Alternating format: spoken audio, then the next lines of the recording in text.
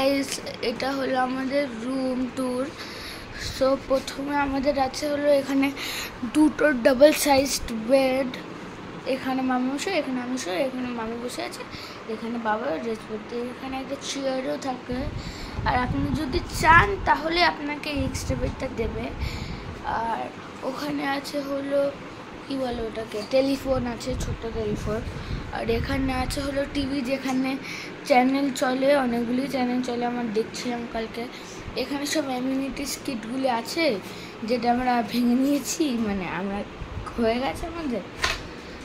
তারপরে আছে হলো একটা ব্যালকনি। ব্যালকনিতে দুটো চেয়ার আছে আর একটা টেবিল আছে। আর তারপরে লাস্টে আছে হলো একটা এখানে এত বড় ফার্নিচার। আর তারপরে বাথরুমটা, এখানে সেন্সর লাইটও আছে।